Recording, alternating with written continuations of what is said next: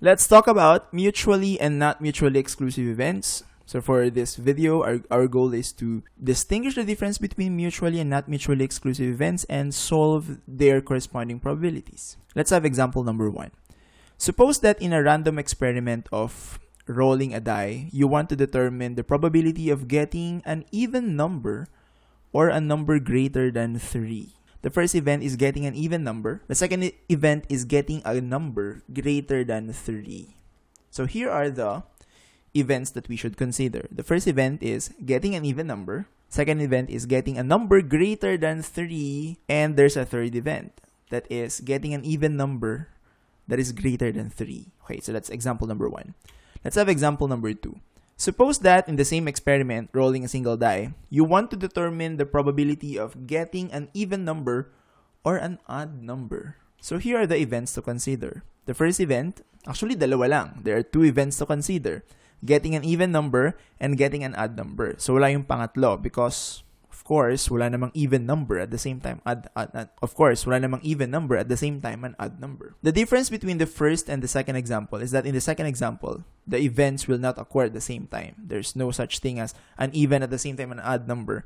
While on the first example, getting an even number and getting a number greater than 3, they can occur at the same time. You can get a number that is greater than 3 at the same time even. So those are 4 and 6.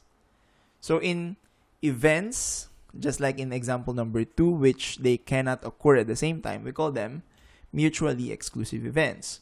While, of course, for those events which can occur at the same time, they are not mutually exclusive events. Let's first define what are mutually exclusive events. 2 events, A and B, are said to be mutually exclusive if they cannot occur at the same time. Ibig sabihin, wala silang common elements, or the intersection of sets A and B, or events A and B, is a null set. Before we go to the computation of their corresponding probabilities, let's have the following. Determine whether the following events are mutually or not mutually exclusive events. So I want you to pause the video, sagutan nyo muna, and then you go back. Okay. Number 1, rolling a die and getting a 3 or a 5. So yung events natin dito are getting a 3 and getting a 5. Of course, wala namang 3 at the same time 5, no? So this is mutually exclusive. Number 2, rolling a die and getting a number greater than 3 or an odd number. So pwede bang greater than 3 at the same time an odd number? Yes, pwede yun. Ano ba yun? Greater than 3, 4, 5, and 6. An odd number, so therefore 5. They can occur at the same time. So this is not mutually exclusive, or that the events are not mutually exclusive. For number 3, rolling a die and getting a number divisible by 3 or a number at most 4. Again, rolling a die and getting a number divisible by 3. So divisible by 3, sino-sino yung mga yun? So divisible by 3, we can get 3 at saka 6. Number at most 4. So hanggang 4, sabihin you can get 1, 2, 3, or 4. Meron ba silang common element or common elements? In this case, meron 3. So therefore, the events are not mutually exclusive. Number 4, selecting a student and getting a male or a female. Of course, you cannot get a male at the same time a female, so the events are mutually exclusive. Number 5, selecting a student and getting a grade 7 or a male. Of course, you can get a male at the same time a grade 7. So these are not mutually exclusive events. Number 6, selecting a car and getting a red or a Toyota. Of course, there is a red Toyota. So these are not mutually exclusive. For number 7, selecting a book from a shelf and getting a math or a Filipino book. Well, this is quite confusing. Again, selecting a book from a shelf and getting a math or a Filipino book. Ano to ha? Filipino na subject. So wala naman Filipino na math. So I guess this is mutually exclusive. Pero kung Filipino yung language nung book, ang alam ko meron ng math written in Filipino. So in that case, that makes it not mutually exclusive. Pero ano lang to? Let's consider this as Filipino subject na book. So wala namang Filipino na math. So mutually exclusive. Sorry, hindi ko nalagay yung sagot. But those events are mutually exclusive. Okay, so before we answer 8, 9, 10, let's have this. Para to sa mga walang idea ano yung 52 cards sa standard deck of playing cards. So ito na sila, lahat na sila to, 52 lahat yan. So meron tayong dalawang kulay. We have black cards and red cards. Ito yung mga black cards and red cards. Yung black cards, meron siyang dalawang suits, the clubs at saka spades. Yung red cards naman, merong hearts at saka diamonds. So, lahat sila may ace. So, ito yung card na may letter A. And then, meron silang numbers 2, 3, 4, 5, 6, 7 hanggang 10. So, ace hanggang 10, lahat ng cards may ganon. And then, this one, these are all face cards. You have the jack, the queen, and the king. Those are the cards with the J, letters J, Q, and K. So, basically, ano dan? Sa isang suit, meron kang 4 na cards na may letters kasi A, J, Q, at K. Tapos, 1, 2, 3, 4, 5, 6, 7, 8, 9 na may mga numbers. Okay? Tandaan nyo to, ha? Okay. Again, same instruction. Determine whether the following events are mutually or not mutually exclusive events. Number 8, selecting a card from a standard deck of 52 cards, which are these cards, and getting an ace or a red card. So, meron bang red na ace? So, merong red na ace ito. So, therefore, number 8, the events considered in number 8 are not mutually exclusive. Number 9, drawing a card from a deck and getting a face card or a heart card. So, the question again is, meron bang face card at the same time a heart card? So, yes, there is. Itong mga Jack of Hearts, Queen of Hearts, and King of Hearts. So, therefore, number 9, the events in number 9 are not mutually exclusive. And for number 10, drawing a card from a deck and getting a red or a black card. Wala namang red at the same time black card. So, therefore, number 10, the events in number 10 are mutually exclusive. Let's now solve probabilities. Let's have example number 4. A bag contains 4 red and 3 green, 2 white, and 5 black balls. Bakit ganun ang spacing nito? Dapat ito of a bag contains 4 red, 3 green, 2 white, and 5 black balls. Find the probability that a randomly selected ball is a green or a red. Ano yung probability that when you get a ball, ang makukuha mo ay green or red. So, let G be the event of getting a green, and let R be the event a red. And we want the probability of green or red. So, probability of green or red. Kung sa counting techniques before, remember the addition rule na ina-apply natin sa counting techniques? Meron din addition rule sa probability. If we're talking about the probabilities of mutually and not mutually exclusive events, addition rule yung gagamitin natin dito. So, kung sa counting techniques, ina-add natin yung mga ways ng mga events na hindi pwedeng mag-occur at the same time. So, ganun din sa probability. We will just add them if they cannot occur at the same time. So, in this case, the probability of G or R is equivalent to the probability of G, and then let's add the probability of R. And the probability of getting a green, since there are only 3 green, probability of green, no? So, let's compute for the probability of green muna. Green is equivalent to, how many greens are there? So, there are 3. And how many balls are there in the bag? So, you have 4 plus 3, that is 7. 2 plus 5, that's 7 also. So, 7 plus 7, that is 14. So, there are 14 balls in the bag. And the probability of getting a green is 3 over 14. While the probability of getting a red, how many reds are there? There are 4 reds out of 14. So, the probability is 4 over 14. And the probability of getting a green or a red is equivalent to 7 over 14 or 1/2. Now, in this case, remember nung grade 7 kayo, how we associate OR with the symbol union, or the symbol for the union, we have P of G union R. Okay, yan. Pareha sila, ha? Okay, mutually exclusive events. If 2 events A and B are mutually exclusive, then the probability of A union B, or you can just use P of A or B, is equal to the probability of A plus the probability of B. So, ito lang yan. Sa Venn diagram, wala silang intersection. Remember the definition of mutually exclusive events? A intersection B is an empty set.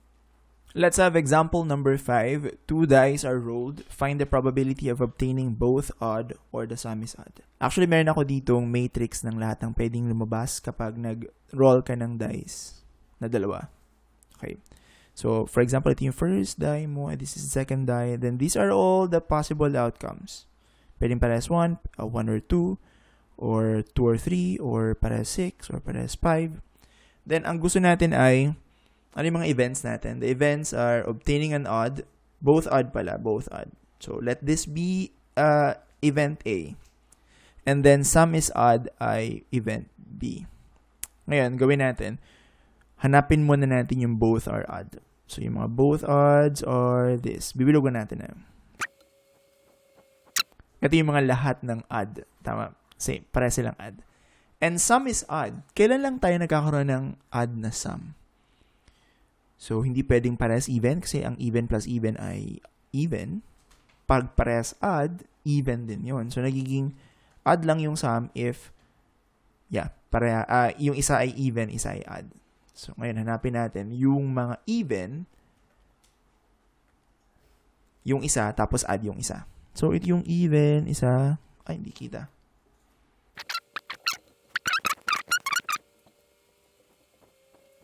So, from here, the probability of A, well, bago pa natin kunin yung probability, kita nyo, walang intersection yung dalawang events. So, ibig sabihin, the event of getting an both odd and getting a sum that is odd are mutually exclusive events.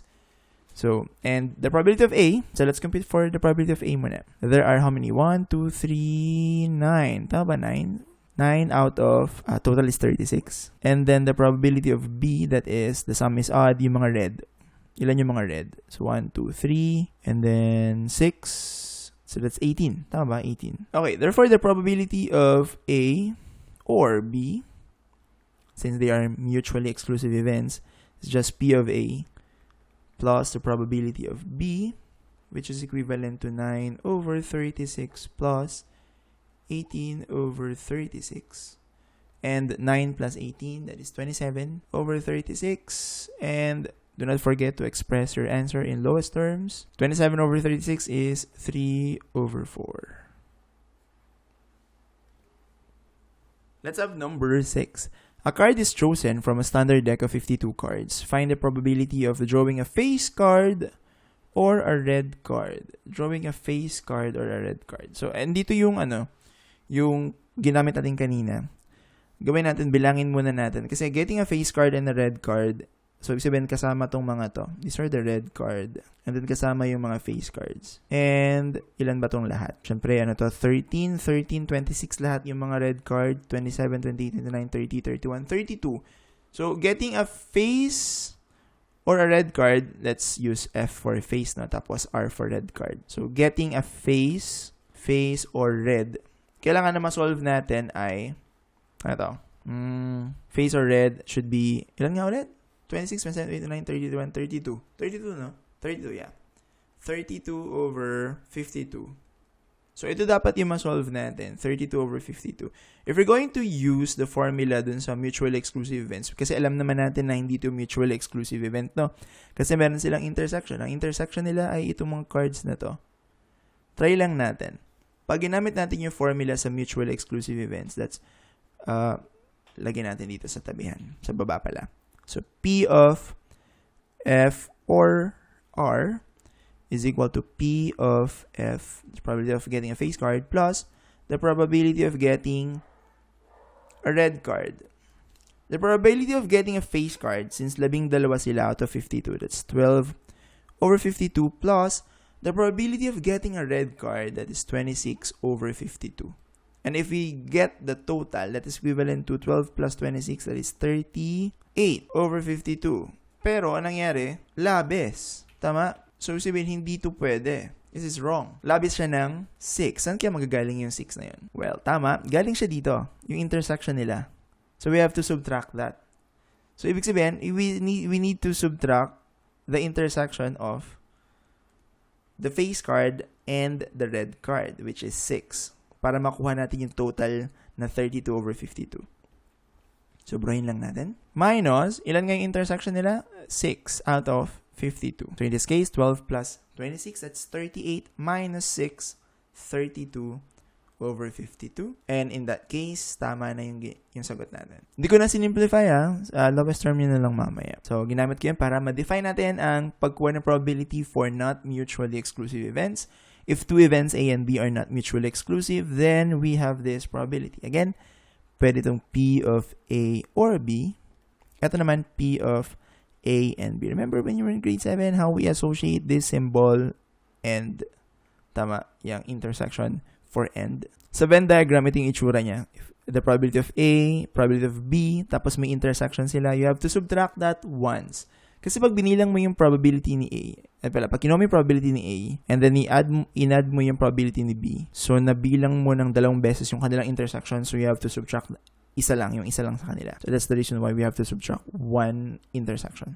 Kaya dito sa example number 6, kinuha mo natin ilan yung mga red card. So ito yon 26/52. Ilan yung mga face card? 12/52. And then we subtract the intersection of the red card and the face card, which is 6/52.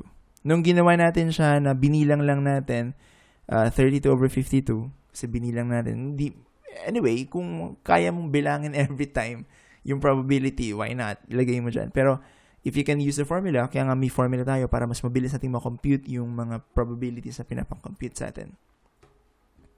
Let's have number 7. Out of 100 mobile users, 45 are Zmart subscribers, 37 are using Glove, and 15 are subscribers of both network. Find networks. Find the probability that a randomly selected student is either a Zmart or a Glove subscriber. Let's use Z and G na lang for the events. Again, for Glove, let's use G, and for Zmart, let's use Z.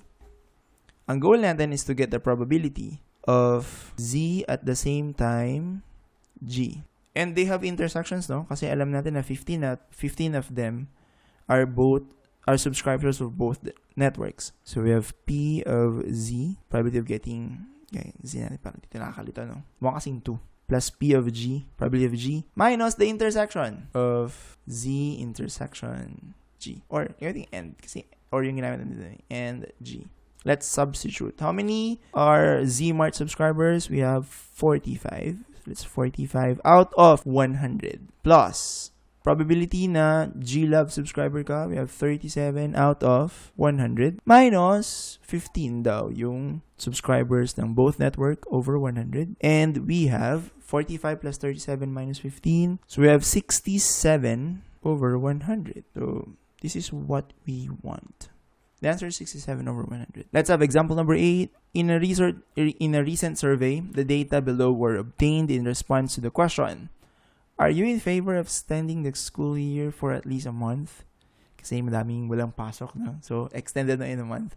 Sabi ng mga grade 9, 10 na yung nag-yes, and 71 yung nag-no.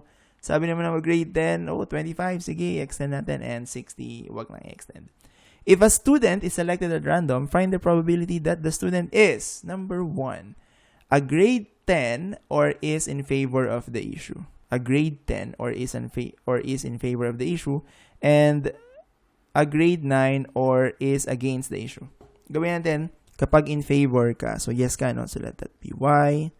Kapag naman against ka, so no. Kapag grade 9 ka, let's use 9 and 10. Okay, for number 1, we want the probability of grade 10 or in favor. So, in that case, we want the probability na 10 or yes. Tama ba? 10 or yes. Kasi in favor eh.